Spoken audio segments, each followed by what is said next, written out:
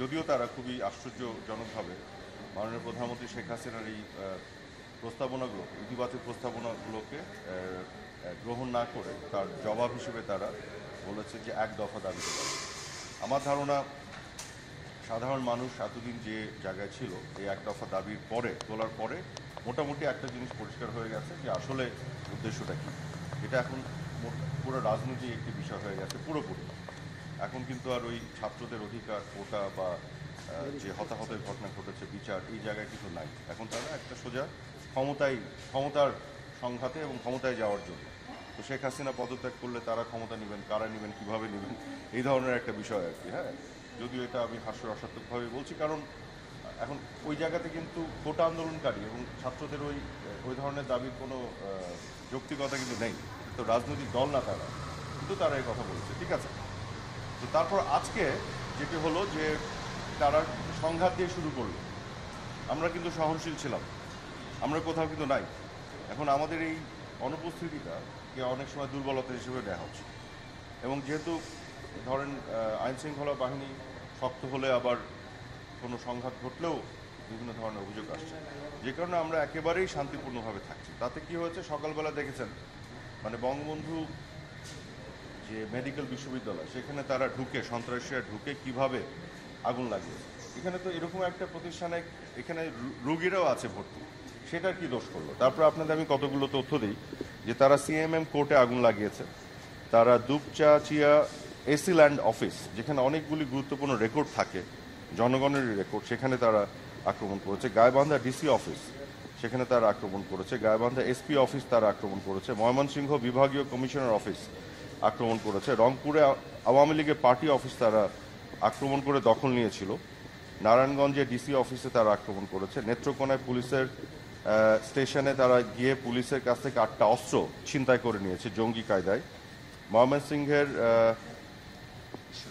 ঈশ্বরগঞ্জে ইউএনের বাসা তারা ভাঙচুর করেছে। তারপরে বগুড়া সদরে এসিল্যান্ডের অফিসে তারা আক্রমণ করেছে এবং আওয়ামী লীগের পার্টি অফিসে আক্রমণ করেছে। ভোলাতেও আওয়ামী লীগের পার্টি অফিস আক্রমণ করেছে, কিশোরগঞ্জে করেছে।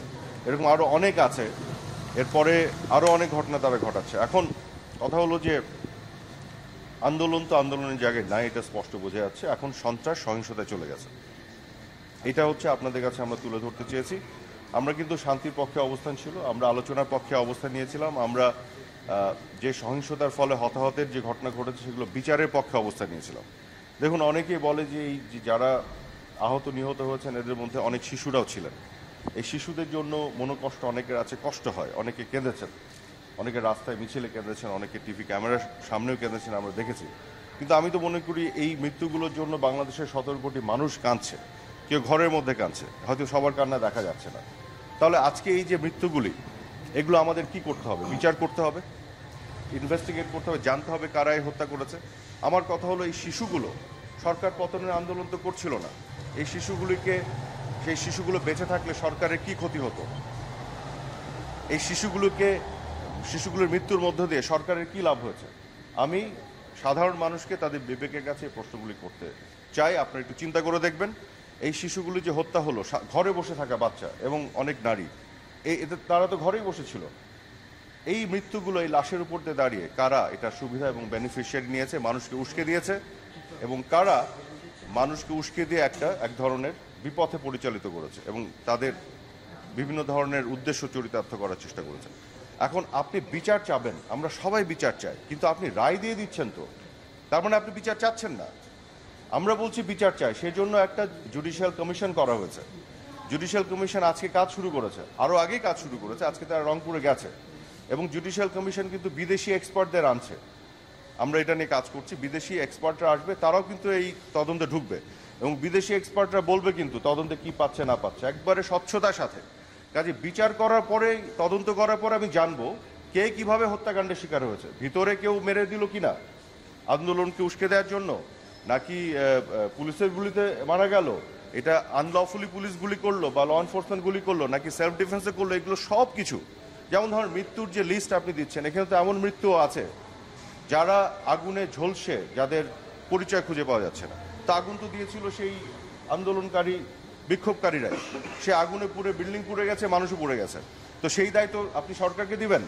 এরকম বিভিন্নভাবে মৃত্যুর ঘটনা ঘটেছে। তো সেই মৃত্যুগুলোকে নিয়ে আমাদের তো আগে তদন্ত করতে হবে। সেই তদন্ত নিয়ে আমরা বলছি বিদেশিদের এক্সপার্টদের আনবো, তারাও এটার সাথে জড়িত হবে এবং তার ফলে আমরা সঠিক বিচার, আসল অন্যায়কারীকে ধরতে চাই। কিন্তু যে তদন্তর আগে, বিচারের আগেই রায় দিতে চাচ্ছে, বলছে সরকার দায়ী, সরকার খুনি, তাহলে তো তারা বিচার চাচ্ছে না, তারা তো আসল অন্যায়কারীকে ধরতে চাচ্ছে না। এটা তো পরিষ্কার তারা কি চাচ্ছে, সেই ঘোষণা তারা গতকাল দিয়েছে, পরিষ্কার। এখন কোটা অধিকার এগুলো কিন্তু তাদের আসল জায়গায় ঘোষণা দেওয়ার পরে এটা অর্জন করতে সহিংসতার পথে। যদি তা না হয় তাহলে কেন বঙ্গবন্ধু মেডিকেল বিশ্ববিদ্যালয় আক্রমণ করতে হবে? দেখেন, এখানে তারা সন্ত্রাসীদের দ্বারা এই যে আন্দোলনকারীর নামে সন্ত্রাস করে যে ঢুকেছে, তারা প্রতিহত শিকার হয়েছে। ওখানে কিন্তু সাধারণ মানুষ যারা স্টাফ তারা প্রতিহত করেছে। এখন কিন্তু সাধারণ মানুষ সন্ত্রাসীদের বিপক্ষে জাগছে এবং জাগবে, এটাই বাস্তবতা। দেশে একটা সুস্থ গণতান্ত্রিক পরিবেশ এবং সুস্থ ডিসিপ্লিন যদি থাকে, তাহলেই বিচার কার্য থেকে শুরু করে সব ধরনের যে যা যা দাবি আছে, যে বিষয়গুলি আছে, সমাধান করা যায়। কিন্তু আপনি কেওয়াস তৈরি করে সন্ত্রাস সহিংসতার মাধ্যমে কিছু করতে পারবেন না। তো আমরা ধৈর্য ধরেছি, আমরা এখনো ধরতে চাই।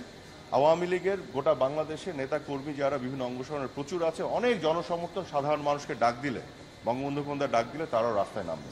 কিন্তু আমরা কিন্তু সংঘাত এড়ানোর জন্য আমরা আলোচনার দরজা খোলা রেখেছি, আমরা সংঘাতে যেতে চাচ্ছি না। কিন্তু একই সাথে এটা বলতে চাই যে সন্ত্রাসীরা সন্ত্রাস করলে আইনের প্রয়োগও ঘটাতে হবে। আপনারা দেখেছেন ইভেন সাউথ পোর্ট, ব্রিটেনে কিছুদিন আগে সাউথ পোর্টে যে সংঘাত হয়েছে, একটা ক্ল্যাশ, একটা গুজবের উপর ভিত্তি করে। এটিও বলে রাখি, এই গুজবের দ্বারা আক্রান্ত গোটা পৃথিবী, তারা কিন্তু নিজেরাই বলছে। ইউকে বলছে গুজবের উপর ভিত্তি করে ক্ল্যাশ হয়েছে। তার প্রধানমন্ত্রী কি বলেছে? বলেছে the rioters will face the full force of law. তো তারা তো এই কথা বলছে, এটা মানে কি যারা রায়ট করছে, সংঘাত সহিংসতা করছে, তারা আইনের পূর্ণাঙ্গ দমন তাদের উপরে করা হবে, এই কথা তো তারাও বলছে, গোটা দুনিয়াতে তাই বলে। এখন আমাদেরও কথা হচ্ছে আইনের প্রয়োগ হবে এবং সন্ত্রাসকে দমন করব। আমরা আন্দোলনকারী বা যারা দাবি জানাচ্ছে বা সাধারণ নাগরিক যারা, এটুকু বলে রাখি, তাদের যে আবেগ অনুভূতি এই মৃত্যুগুলো এবং হতাহতগুলোকে নিয়ে এবং বিচারের যে দাবি, সেই স্পিরিটের সাথে আমরা একমত। এগুলোকে আমরা শ্রদ্ধা করি। যাদের মনে যারা কাঁদছেন, কান্না পাচ্ছে, তাদেরকে আমরা রেসপেক্ট করি, তাদের সাথে আমরা সহানুভূতিশীল। কিন্তু একই সাথে এটা আমরা মনে করি আলাপ আলোচনা মাধ্যমে শান্তিপূর্ণভাবে সমাধান করতে চাই। অশান্তি সৃষ্টি করা হলে সেটা শক্ত হাতে দমন করা হবে, আইনের মাধ্যমে আইন প্রয়োগ করা হবে।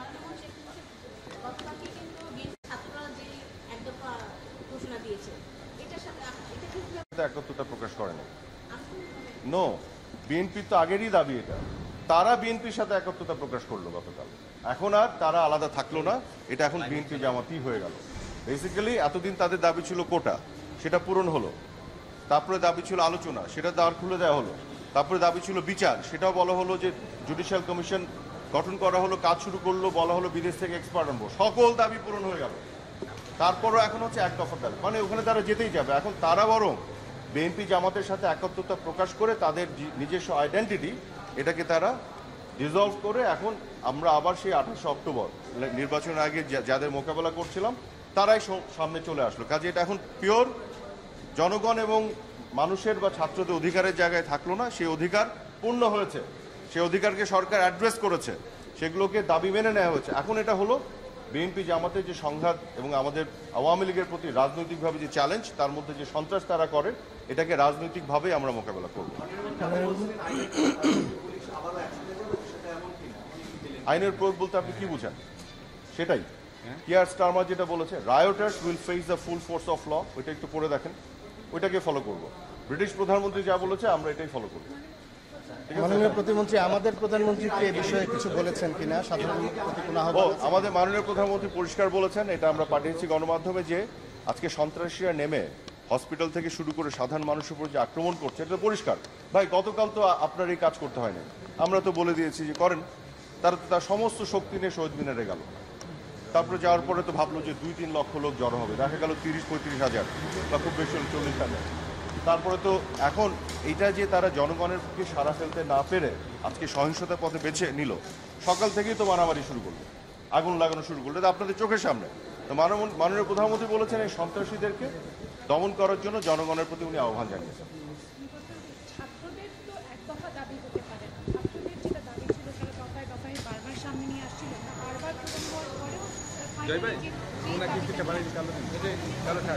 Absolutely. এই দাবি তো সবসময় বিএনপি জামাতের ছিল। আপনারা ওই মঞ্চে গতকাল দেখেছেন না কতগুলো বিএনপি জামাতি লোকজন ওই মঞ্চে ছিল, প্রতিষ্ঠিত পরিচিত, তারাই ছাত্রদের ঘাড়ে চেপে এই ধরনের একটা কাজ করেছে। কিন্তু এর মধ্যে দিয়ে আমি মনে করি তাদের যে একটা ন্যায্য বা পবিত্র একটা অবস্থান ছিল, যেখানে হয়তো কিছু ভুল বুঝাবুঝি থাকতে পারে, কিন্তু সেটা আমরা দূর করার জন্য আলোচনা দ্বার বারেবার আমরা খুলে দিয়েছি। আমরা নিজেরা বসেছি তাদের সাথে, তারা তাদের দাবি জানাতে এসছে, নিয়েছি, আমরা গ্রহণ করেছি। এই যে আলোচনা এবং যে সংযোগটা ছিল শান্তিপূর্ণভাবে, এইটাকে বন্ধ করে তারা সন্ত্রাসীদের কবলে পড়ে গেল। আজকে থেকে সন্ত্রাস শুরু হয়ে গেল। এখন সন্ত্রাস শুরু হলে আমরা তো ধৈর্য ধরছি, আমরা কিন্তু কোথাও কিছু করছি না, কারণ আমরা জাতিকে বিশ্বকে দেখাতে চাই যে সন্ত্রাসটা কারা করে, একটু দেখুক। নাহলে তো আমাদেরকে বলবে এই যে আমরা নেমেছি, আমরা এটা অন্যায়টা করছি, পুলিশ এগুলো করছে।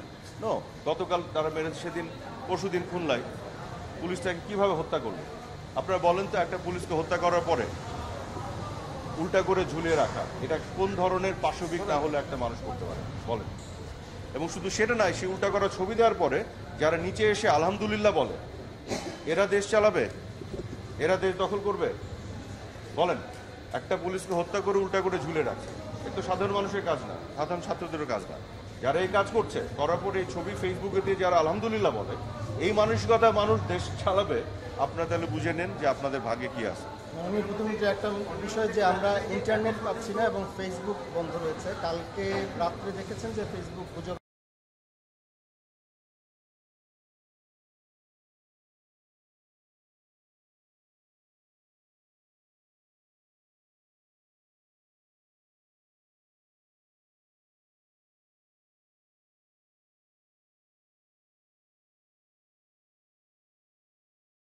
করছি না, কাউকে থামানোর জন্য করছি না, কোনো কিছু বন্ধ করার জন্য না।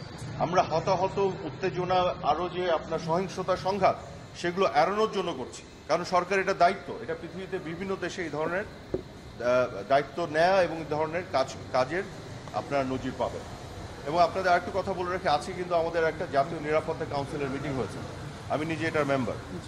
সব 3 বাহিনীর প্রধান থেকে শুরু করে সকল সিকিউরিটি ফোর্সের সংস্থা সবাই ছিল, আমাদের অন্যান্য মন্ত্রীরাও ছিলেন, এবং আমাদের একটা ফ্রুটফুল মিটিং হয়েছে। এই মিটিংয়ে সবাই একটা সেম পেজে আছে, সেটি হলো আমরা একটা গ্রেটার এনিমি ফেস করছি, যারা ধ্বংসাত্মক, যারা পুড়িয়ে দিচ্ছে, কি পয়েন্ট ইনস্টলেশনগুলোতে তারা পুরাচ্ছে, মারছে, ধ্বংস করছে, মানুষের সম্পদ নষ্ট করছে, মানুষকে হত্যা করছে, এবং মানুষের মধ্যে এক ধরনের আবেগ তৈরি করে তারা দেশকে ধ্বংসের পথে নিচ্ছে। কাজে এই গ্রেটার যে এনিমি, তাদেরকে কিভাবে দেশকে রক্ষা করার জন্য কাজ করতে হবে সে ব্যাপারে সবাই প্রতিজ্ঞাবদ্ধ, অঙ্গীকারবদ্ধ। কোনো ধরনের গুজবে আপনারা পা দিবেন না, এটা নিশ্চিত করতে চাই।